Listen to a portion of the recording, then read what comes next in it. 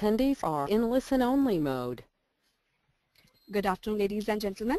Welcome to TechGig webinar series, our endeavor to empower techies. We believe that sharing of knowledge is the key to enhance our skills and grow us as professionals. With this principle in mind, we have initiated a series of webinars conducted by industry experts to give you all a crisp insight of various domains.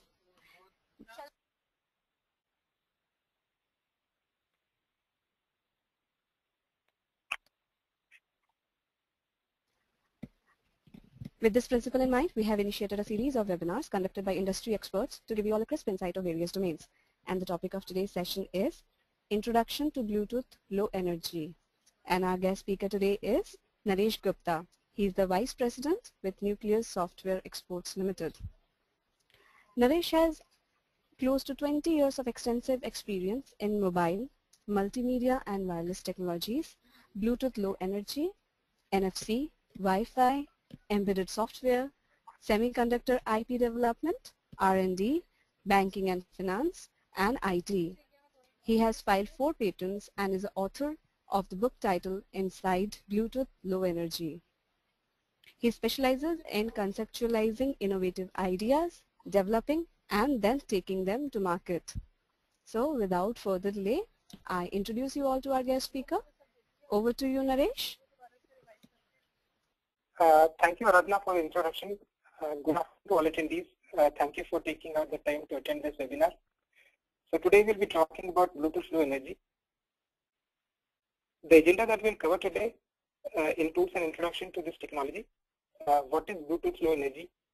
How has it evolved over the years? And then what are the key features and applications where this technology can be used? We'll then switch gears and we'll look at the technical ingredients, what are the main parts of the technology and the protocol stack that bring everything together. Then we'll look at how do these ingredients talk to each other, what are the various interfaces, and what are the various functions that these ingredients provide. We'll conclude this session with a practical example. So the ingredients that we look at, how will they interface with each other to realize a real world scenario. With that, I move to the first slide. There is another interesting thing. I will also try to highlight the key points that make this technology so powerful, and my friend Bunny Rabbit in this slide will help us in doing that.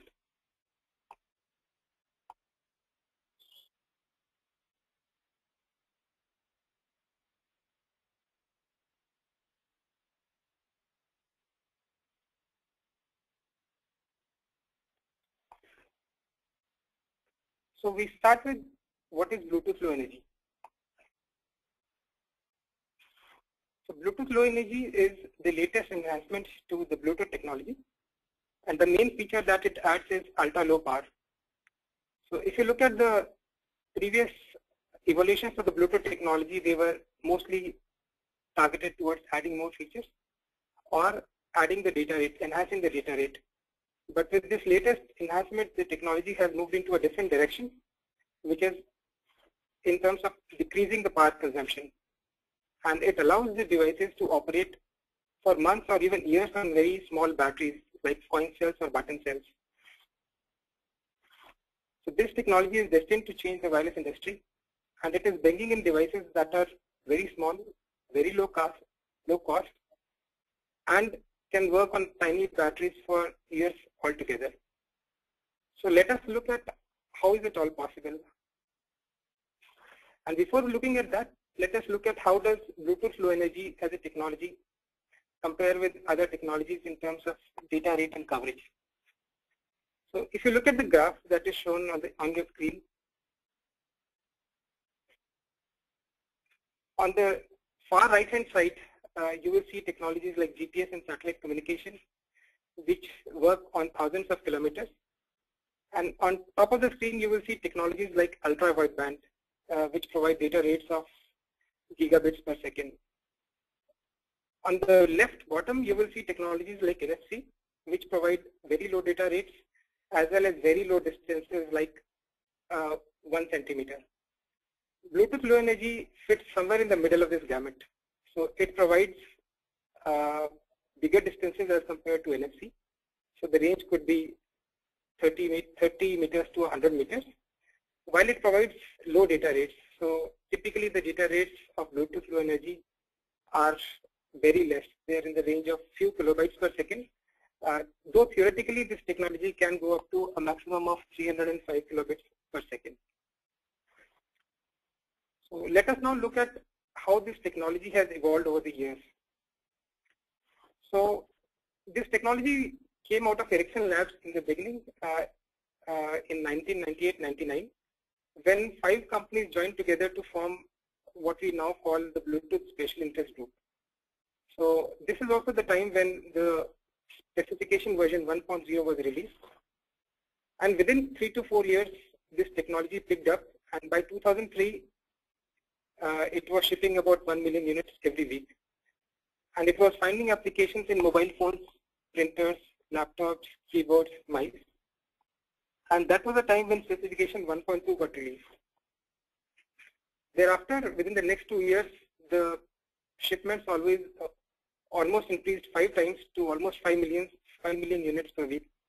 And besides the mobile phones, printers, laptops, it also started finding applications in stereo audio. That is when Spec 2.0 was released, and the focus was there to increase the data rate. This was called the enhanced data rate specification, and the data rate was increased to almost 2.1 megabits. Thereafter, 2008-9 was when Bluetooth hit the 2 billion mark. So within 10 years, the number of shipments cumulative was about 2 billion. And that was also the time when the 3.0 specification was released. Here in this specification, the focus was again on increasing the data rates. So the data rates were almost increased to 24 megabits. This was also called specification version 3.0 plus HS, where HS refers to high speed. After that, the focus changed from going higher and higher in terms of data rates to going lower and lower in terms of power consumption. And that is where Bluetooth specifications 4.0 and 4.1 were released, where the focus was not higher data rates, but how does Bluetooth enhance the ecosystem by providing more devices. And there the focus was on ultra low power. And that is when the shipments now, right now the shipments are over 2 billion per year. And only last week, Bluetooth 4.2 specification was released. So this is how over the last about 14 years the specification has evolved. Initially it was focusing on high data rates, but now it is focusing on very low power. Let us look at some of the terminology now which is used in the Bluetooth domain.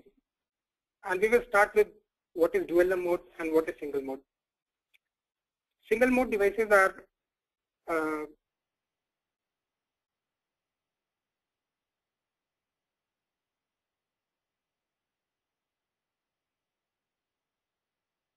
typically these devices are sensors which collect information, and then after collecting information, these devices send that information to another device. So for example, that second device could be a mobile phone. The mobile phone runs in a dual mode where it is able to talk to both the single mode devices as well as classic Bluetooth devices. So the classic Bluetooth devices could be, for example, the keyboard, mouse, printers, headsets, etc. that people have already been using.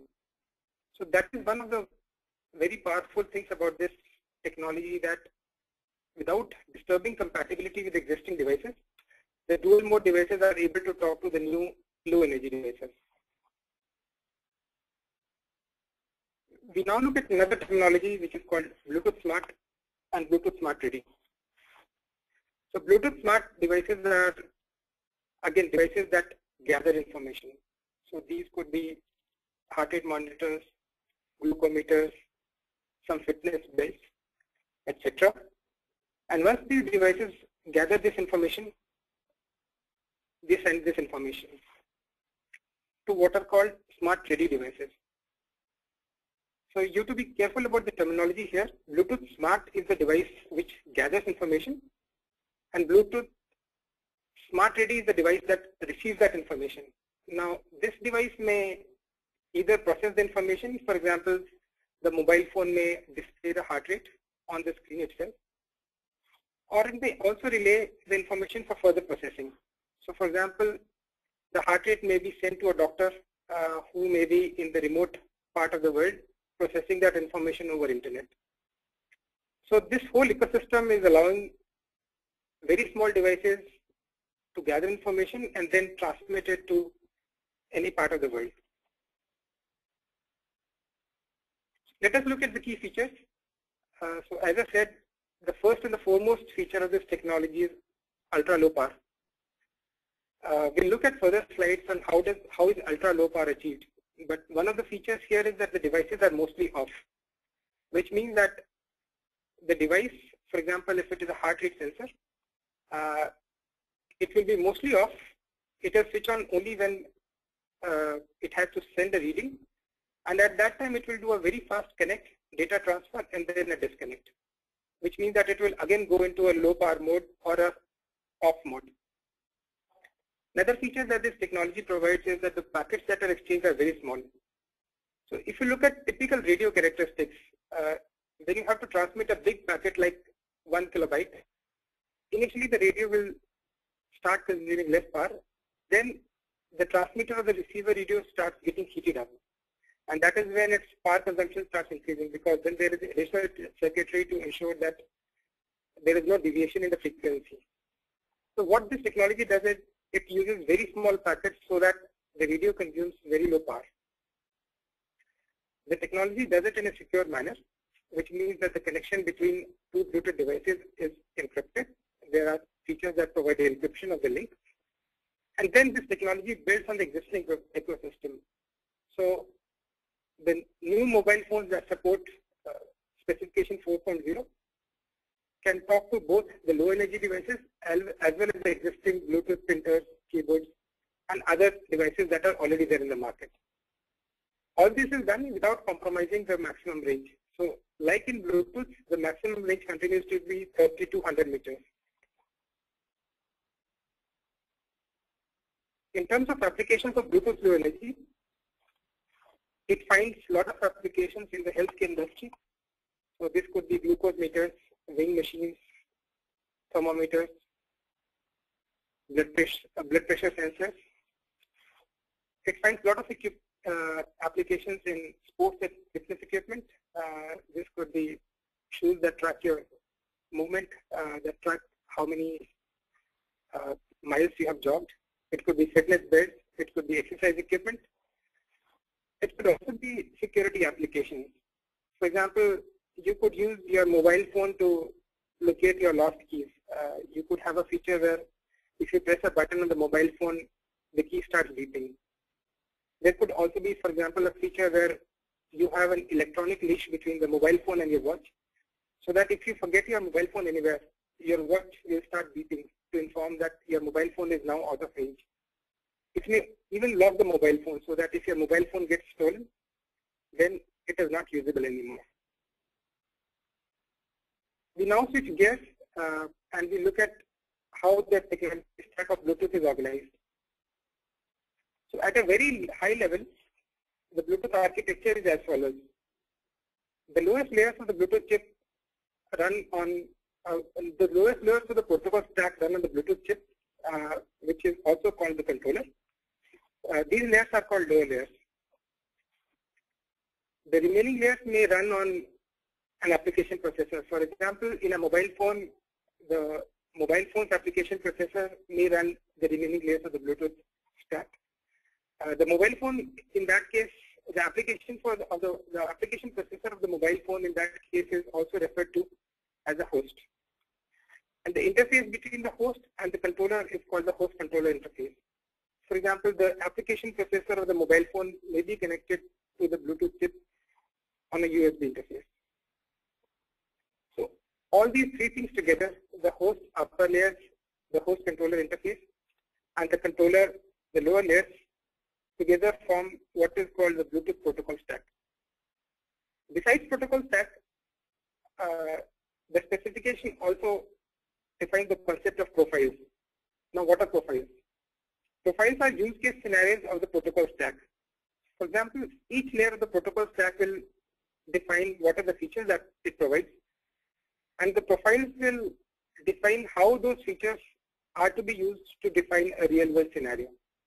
For example, if the mobile phone has to connect to a headset, then the profiles will define what are the ingredients from each of the layers that will be needed to make that connection to the headset. Now, profiles are a very powerful concept, also providing interoperability. So the profile will define how a mobile phone will talk to any headset. So you can buy the mobile phone from any vendor, and you can buy the headset from any vendor, and you are assured that the two will interoperate and talk to each other. This is the functionality that is provided by the profiles. And at the top, you would have the application. So let us look at two architectures. One is a typical mobile phone where the application processor and the Bluetooth chip may be connected through a host controller interface. This is also referred to the two-chip architecture. An alternate could be that the functionality of the upper layers and the lower layers both run on the same chip. This is called the single chip architecture. Now let us dive a bit deeper into this architecture and look at what are the components of each of these layers. So the lower layers has two components which are called the physical layer and the link layer. The physical layer is concerned with transmitting and receiving packets, while the link layer is concerned with connections. How is the connection established? How is the connection broken? Then you have the host controller interface, and then we have the upper layers, L2 CAP, which provides abstraction of channels, an attribute protocol, security manager, and then we have the profiles. So L2 CAP, attribute protocol, and security manager together form the upper layers of the protocol stack, and then we have different profiles that can be defined on top of the protocol stack, and at the top we have the application. So we will look at, in the further slides, we will look at each of these layers and what is the functionality that each layer provides to realize the complete protocol stack. So let us start with the physical layer. The physical layer allows to send and receive packets, and Bluetooth technology operates in the 2.4 gigahertz ISM band. ISM stands for Industry, Scientific and Medical Band. This is a band which is free in all countries, and you do not need a license to transmit or receive in this band. So this band is shared by several other technologies like Wi-Fi, USB, wireless USB, Zigbee, cordless phones. Even microwave ovens have a tendency to generate interference in this band. So it is highly possible that there is interference in this band, and this technology has special techniques to combat this interference, and we'll look at these techniques in further slides. So the physical layer, the 2.4 gigahertz band is divided into channels, and Bluetooth uses 40 RF channels. Each channel is 2 megahertz apart from the previous channel.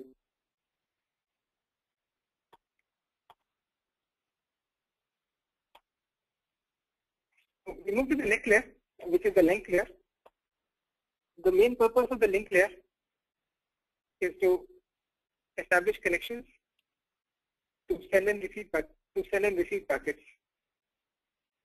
The link layer in the Bluetooth technology is defined with a very simple state machine. So let us look at the states which the link layer operates in. By default, when the device is switched on, it is in standby state. From this state, the device may what is called the advertising state. Now, what is advertising state? Let us look at a Bluetooth thermometer. So when you switch on the thermometer, it starts packets informing the devices around that this device is alive. So for example, it may transmit out packets saying that I'm a thermometer. In this mode, it is an advertiser, and the process is called where it is transmitting packets to the external world to inform the external world of its presence. Now, another device in the external world may be listening to those packets. This device is called the scanner. So while the advertiser is transmitting the packet, the scanner is the one which is receiving those packets and deciding what to do with those packets. So the scanner, for example, if it wants to take the temperature from the thermometer, it decides to connect to the thermometer. So in that case, the scanner moves from the scanning state into the initiating state. And it is called the initiator in this state. So in this state, it establishes a connection with the advertiser. And once the connection is established, both the devices, the advertiser and the scanner, they move into the connection state. This protocol follows the master-slave paradigm. So the device which initiates the connection becomes the master, and the slave and the device which was advertising initially becomes the slave. Once the devices decide that the data has been transmitted, either of the devices disconnects and they move back to the standby state. So if you look at it, this is a very simple state machine. Only 5 states, 6 transitions. If the device has to move from scanning to connect, it does not move directly. The protocol stack simplifies it. So the device moves from scanning state to standby state to initiating state back to standby state, and then to the connection state, which makes the state machine very simple to implement. Let us now look at advertising and scanning in further detail. So let us consider the case of 2 devices, device 1 and device 2. And let us assume that device 1 is switched on. So when the device 1 is switched on, it moves to the standby state. And let us assume that device 2 is also switched on. So both devices 1 and 2 are now in standby state. Now, let us say device 1 decides to start advertising. What will happen at this stage is that it will start sending out advertising packets. Device 2 at this stage may decide to scan for packets. So it moves into the scanning state. So now device 1 is advertising, it is called the advertiser, and device 2 is scanning, it is called the scanner. Further on, the scanning device may decide to create a connection. So in this case, the device 2 moves from scanning state to initiating state. And it sends a connect request to the advertising device, which is still in advertising mode. So the advertising device receives this connect request, and let us say that it decides to accept the connection. Then both the devices move into the connection state. And that is when device 2 becomes the master of the connection and device 2 becomes the slave. We now look at the channels that Bluetooth technology uses. So the 40 channels that the technology uses are divided into advertisement channels and data channels. So advertisement channels are the ones where the device sends out the advertisement packets. So 3 channels, 37, 38, and 39 are dedicated for advertisements, and the remaining channels are dedicated to transmission of data. One of the key features of Bluetooth technology is that it combats interference by what is called frequency hopping, and an enhancement to this is called adaptive frequency hopping. So each transmission is on the next channel. So the technology, the devices hop from one channel to another in a pseudo-random fashion. And if there is noise on any channel, for example, if there are Wi-Fi transmissions present on certain channels, then those channels are automatically excluded from further transmissions, which means that if Wi-Fi is transmitting, then Bluetooth transmissions will not interfere, which will also help the Wi-Fi technology in ensuring that the Wi-Fi packets don't get corrupted. So if you look at it, even in this case, 3 advertisement and 9 data channels are still available. Even if 82.11bg, the default Wi-Fi mode is used. So the advertisement channels are used for discovering devices, for creating a connection, and broadcasting and receiving data. And you may have observed in the previous slide that the advertisement channels are selected in such a manner that they do not interfere with the Wi-Fi channels. And the data channels are used once the connection is established to exchange data in the connection state. We now look at the next component of the protocol stack, which is called the host controller interface. This is an optional interface and is used only if the Bluetooth upper layers and the lower layers are implemented on different chips. If they're implemented on the same chip, then an interface layer is not needed, and plain function calls can be used to exchange data between upper layers and lower layers. The transport layers that are defined by the Bluetooth specification include UART, USB, secure digital, and 3-wire UART. But besides that, the vendors are free to implement their own proprietary interfaces like I2C, SPI, or GPIO. The host control interface provides features to send and receive data from the host to the controller. So when the host has to send a packet to the controller, it sends a command packet. And when the controller has to send data back to the host, it sends an event packet. Command packets go from host to controller, while the event packets go in the reverse direction. And then there could be data packets. For example, if the host has to send some data, it will send it to the controller for onward transmission on the air. And if the controller receives some data, it will send it back to the host. We move to the next layer, which is called L2CAP layer. L2CAP stands for Logical Link Control and Adaptation Protocol. This layer provides an abstraction of channels. So if you would have observed, the previous layers were running on the Bluetooth chip, while this is the first layer that runs on the Bluetooth host. So it provides logical channels to the remaining upper layer parts of the protocol stack, and each channel is assigned a different logical name, which is represented by a CID.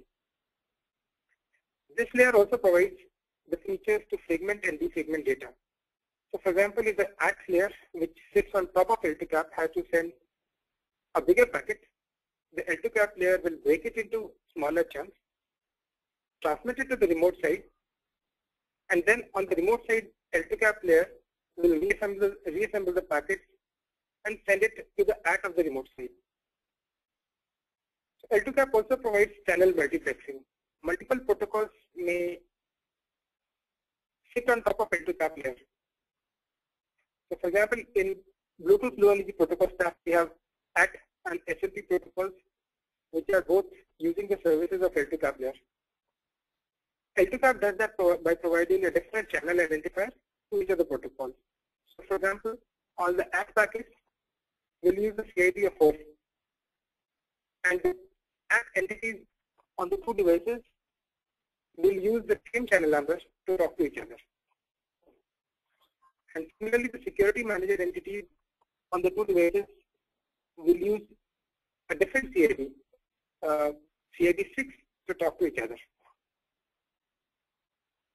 After the L2CAP, we move to the next layer, which is security manager.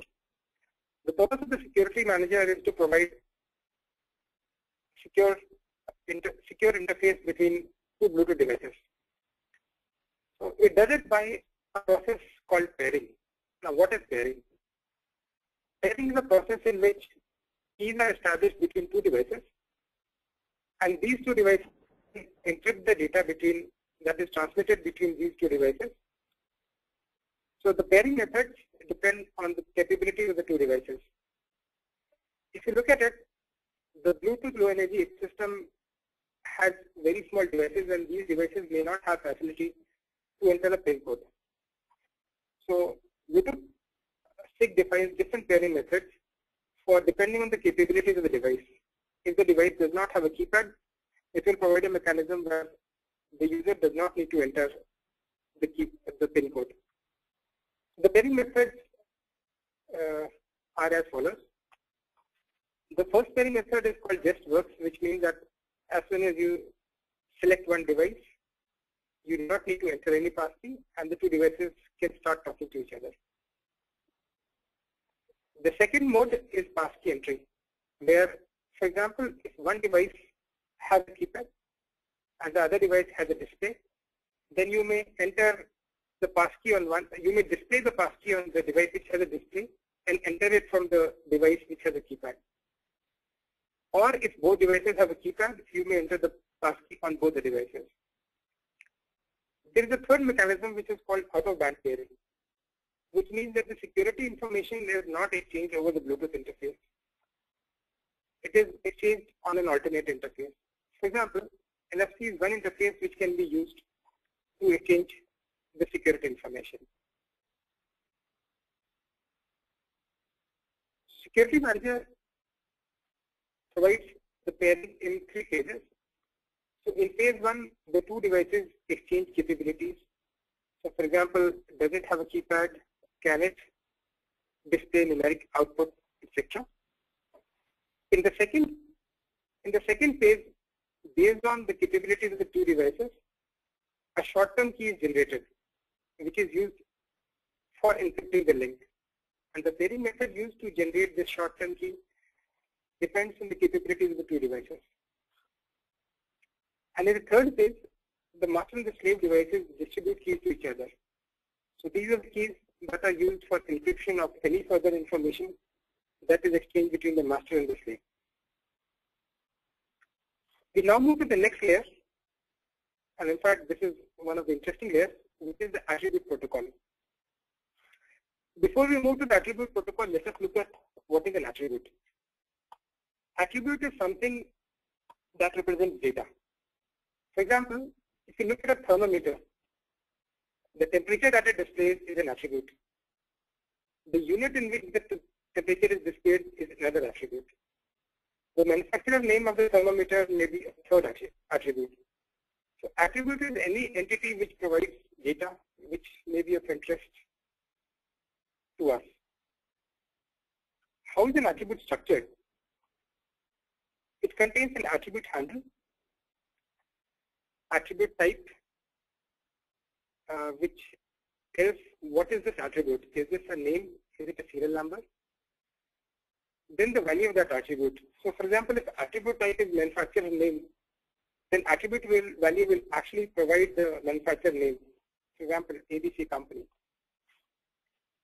And then attribute permissions provide the permissions to access this attribute. Is it readable? Is it writable? Is any authentication required to access this attribute? Attribute protocol uses a client-server model. So there is an attribute server which has a database of all attributes, and there is an attribute client which accesses the attributes provided by the attribute server. So the methods which the attribute client uses to access the attributes of the attribute server are described in the next slide. The attribute client may send a request. For example, if you want to get an attribute. So the attribute client sends a request and the server sends a response. So this is one method. Second could be the attribute client just sends a command and it does not expect a response. For example, it may send a command to the thermometer to switch itself off. The next possibility is that the attribute server may provide indication. For example, if the thermometer is ready with the temperature reading, then it will provide an indication to the attribute client that the temperature can be read. The client confirms it, and then the attribute server may also provide a notification saying that it has something that may be of interest to the attribute client. Now from the protocol stack, we move to the profiles, and the first profile that we will cover is the generic attribute profile. the profiles are dependent on each other, and the dependencies are shown in the dependence diagram. So in this diagram, the profiles that are inside are dependent on profiles which are outside. So for example, proximity profile is dependent on generic access profile and generic attribute profile. This is how you read the profile dependence diagram. So the design philosophy behind that is that it abstracts bulk of the complexity of profiles into GATT, which means that the temperature sensor or a thermometer or a heart rate sensor can be very simple devices, and all the complexity to read or write the device are abstracted in the GATT profile. Another design philosophy is that it defines a whole series of characteristics, but it also defines only a very limited set of mandatory characteristics. So depending on the device, it may either implement all the characteristics or it may implement only the mandatory characteristics. So while the GATT profile defines a flat set of attributes and the mechanisms to access them, the GATT profile defines a hierarchy of services and characteristics. Then the question comes, what is a characteristic? A characteristic is a value, and there could also be information about that value. So for example, a value could be room temperature. So a characteristic could be for the room temperature, and this is how a characteristic would be defined. So it will have a unique ID, a handle, permission, and then what is the characteristic all about? So let us look at what are profile, services, and characteristics. A device may have 3 characteristics, and altogether these 3 characteristics will form a service. Multiple services may together form a profile, and then multiple profiles may be implemented in a device. So this is how a device may be able to provide several characteristics. And we'll look at a practical example of this in further slides. So for example, a proximity profile may have a link loss service. The ones in dotted are optional services. So it may also have an immediate alert service and a transit power service. And then each service will have certain characteristics. GATT profile again uses the client server model. So the GATT server has a set of services and characteristics, and the GATT client uses procedures to access those characteristics. So this is similar to ACT. The only difference here is the GATT operates at a service and characteristic level, while ACT was working at a much lower level of attributes. So in terms of procedures, a GATT client may first discover the services and the characteristics that are provided by the server. For example, is it a thermometer? What is the unit in which it provides the temperature? So it may discover the services and characteristics of the remote device, and then it may read or write those characteristics. So there could be a read operation, there could be a write operation. At the same time, the server may also indicate to the client about any indications or notifications. So all these operate on a characteristic level. So the GATT client broadly provides 2 functionalities. One is to discover the services and then to manipulate them. We move to the generic access profile, which provides 4 roles. These 4 roles are broadcaster, observer, peripheral, and central. So let us look into details of each of these roles. Broadcaster is a device which is just broadcasting certain data. For example, at the airport, there may be a device which is just advertising that flight number XYZ is delayed. An observer is a device which listens to those advertising packets. So one of the interesting things is that a broadcaster does not need a receiver, and an observer does not need a transmitter, which means that you can implement a broadcaster in only half the digital logic, with only a transmitter and without a receiver. The next 2 roles are central and peripheral. So central is the device which creates connection, and peripheral is the device which accepts the connection. For example, the mobile phone may connect to a thermometer to get the temperature reading. So in that case, the mobile phone is in the central mode because it initiates a connection, and the peripheral, the thermometer is in the peripheral mode. So now let us look at how do all these things come together. So in terms of the architecture, what we've looked at is the lower layers, the physical and the link layer, which are concerned with establishment of the link. The upper layers, which are concerned with providing attributes, security. The profiles, which are helping in central and observer roles, and also in discovering the services and characteristics of the remote device and manipulating those characteristics. And then an application. So Bluetooth Low Energy follows a data-oriented architecture. So the stack and profile together define a framework to provide access to data to remote devices. The data could be battery level, it could be time from a watch, it could be temperature, it could be an alert level, and access could be read, write, notify, or indicate the data. So let us look at some services. So a battery service, for example, exposes the battery level characteristic for which only the read is mandatory, which means that the remote devices can read the battery level. And notify is optional, which means that if the battery is going down, this device may notify the remote devices that the battery is going low. Similarly, there is an immediate alert service where there is an alert that could be given to the remote device. Another service is the device information service, which could provide information of the device. And one interesting thing to note here is that all these characteristics are marked as C.1, which means that it is mandatory to support only one of these. The device may optionally have more, but even if it implements one of these characteristics, it is sufficient. Similarly, heart rate service, where providing heart rate measurement is mandatory, while providing the location of the body sensor is optional.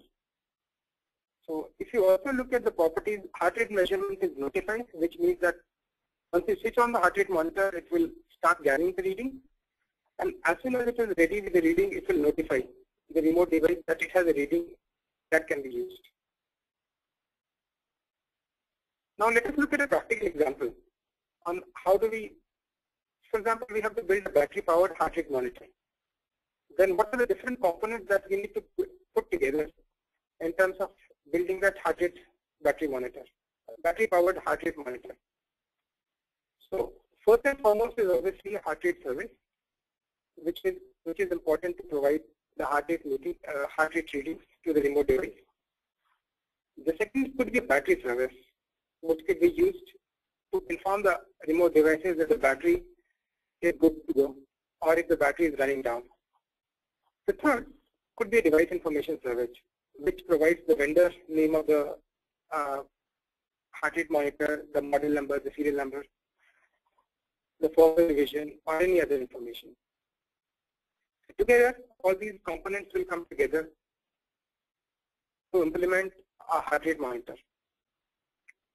So as you would look at it, this is simple, very small entities that are defined, but then these can come together to achieve really powerful use cases.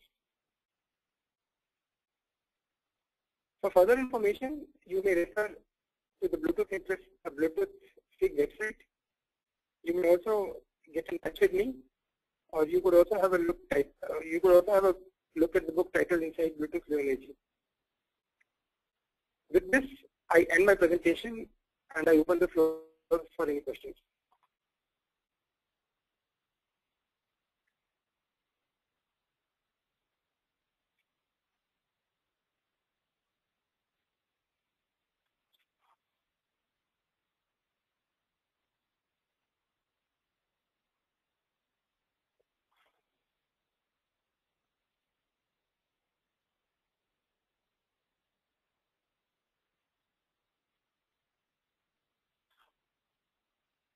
Okay, I have the first question. Which Thanks is for this insightful presentation. Yes, I was just saying thanks for this insightful presentation, Naresh. As you have already started to take up the questions, I would request you to read them out and their answers also, so that all our users may listen to your insights. Okay. So the first question is coming from Chakradhar. So the question is, what is L2CAP? L2CAP, the full form of L2CAP is Logical Link Adaptation, Logical Link Control and Adaptation Protocol. This layer provides channel abstraction services to remote layers, to the layers above it. So, for example, if you have ACK and Security Manager on top of L2CAP, the L2CAP layer will provide data-oriented services to these layers. ACK will be able to send data to a remote entity, remote ACK layers using the L2CAP protocol. The next question is from Vikas Gupta. Can we use this technology in CCTV? Now, you have to look at what is the data rate that you're looking at for a CCTV technology. I would look at it into two parts. One is if the CCTV has to transmit data at a very high data rate, then certainly this technology is not useful. But if, for example, if you just want to use it as a sensor that you want to switch on the CCTV from other device, then it could be used as an equipment to control the device. So it could be used as a control device, but not as a data transfer device. The next is from Kishore. How has the data rate increased enormously in a short span? So the Bluetooth specification has evolved over the years. So if you look at it, when it started in 1999, the data rate was 721 kilobits. Then 2.0 specification came with EDR, which is enhanced data rate. Then there was 3.0 specification, which came with a much higher data rate, which is 24 Mbps. And the interesting part there was, and I guess that is where the question is, that how did the data rate increase from 2.1 Mbps to 24 Mbps? So that is where the Bluetooth started using an alternate MAC.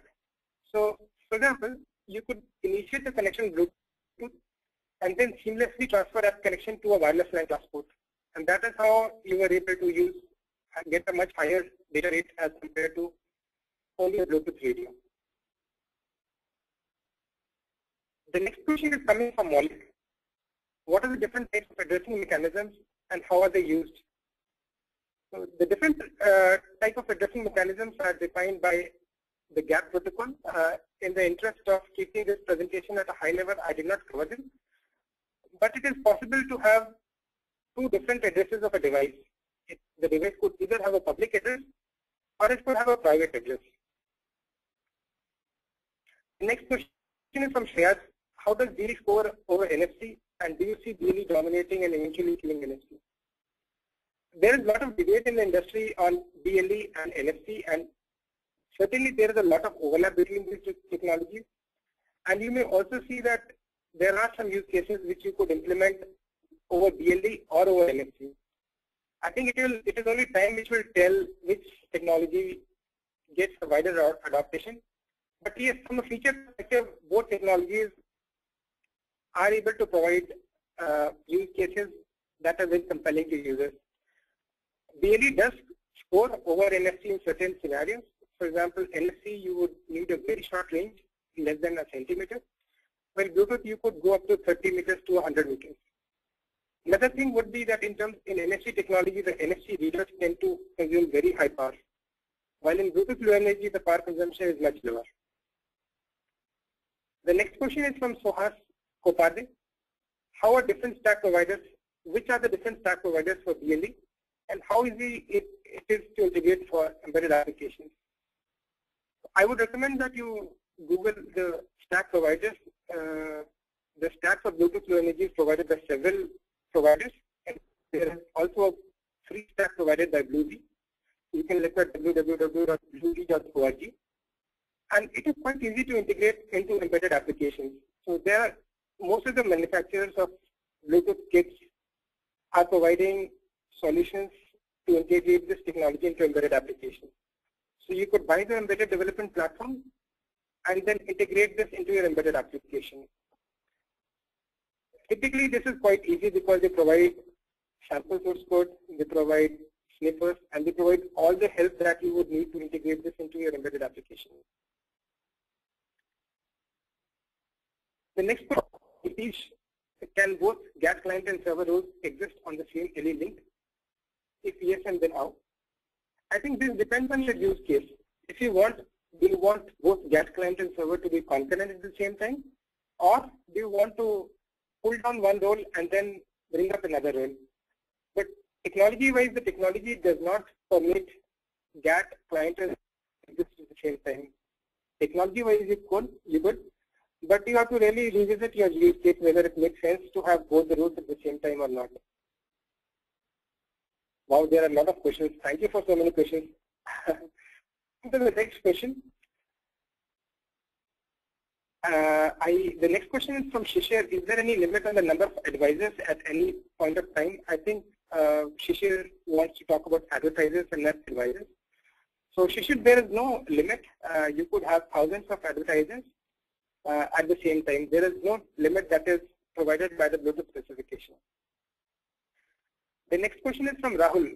How are Bluetooth HID devices implemented? Means basic protocols, characteristics. Now, Bluetooth provides an HID protocol where there are characteristics that you could use to talk to the HID device. I would encourage you to look at GATT-based profiles, and there you would find information about how can these devices be implemented. The next question is from Jay Reddy. How will BLE connect to smartphone? So the smartphone, if it supports Smart Ready, which is Bluetooth specification 4.0 or higher, then it has capability to connect to Bluetooth Low Energy devices. So if you look at the latest versions of Android and iOS, they already have applications and the required support to connect to devices. The next question is from Naresh Malik. How many devices can we connect? There's a big number of devices that you can connect. So in traditional Bluetooth, the number of devices that could be connected at the same time was 7. But in Bluetooth Low Energy, that restriction has been removed. So I think the number of devices that you can connect to will actually depend on the physical resources available in the device.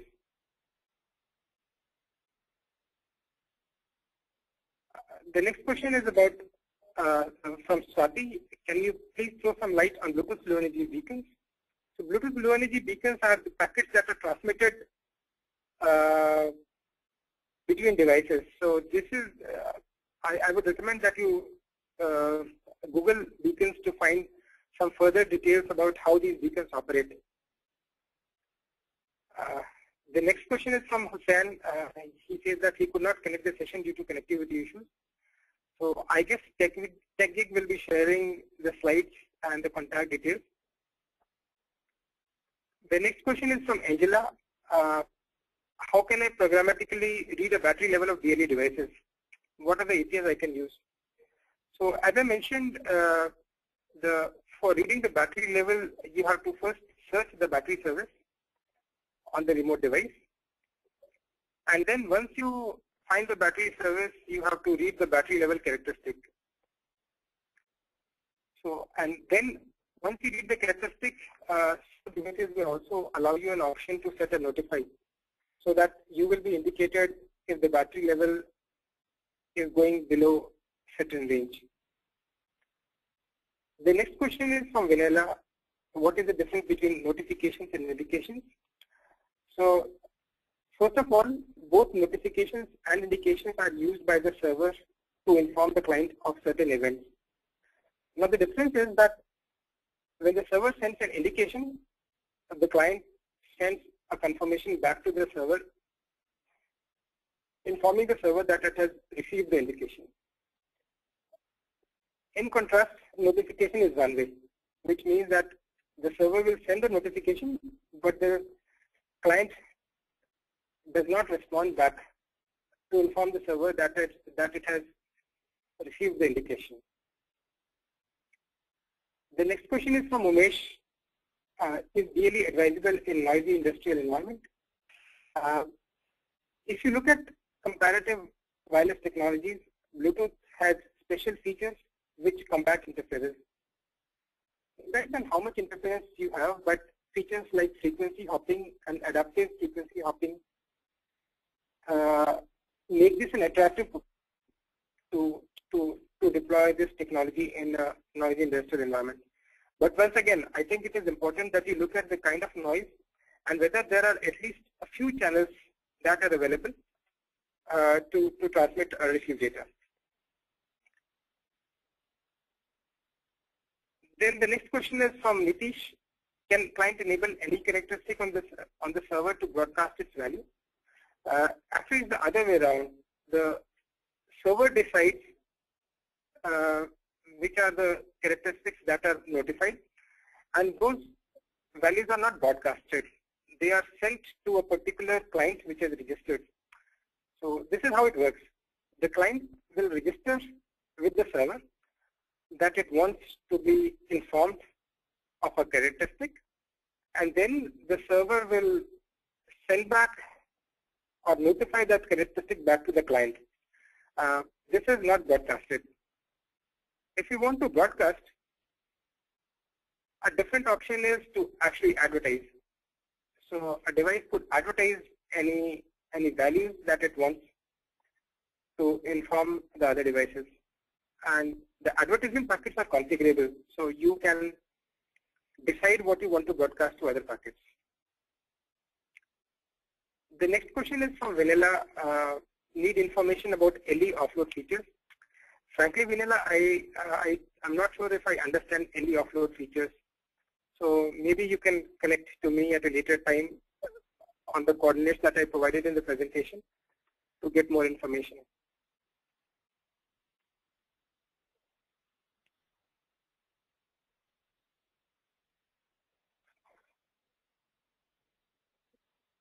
So with this, we come to an end to the question and answers. I would like to thank you all for taking out the time, and I sincerely hope that you found this session useful.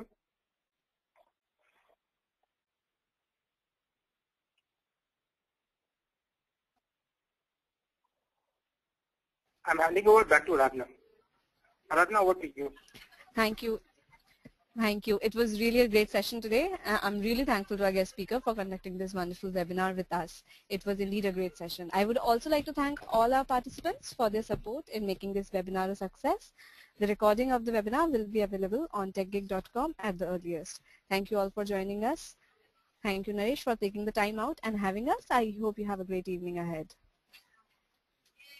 Thank you. My best wishes for you all.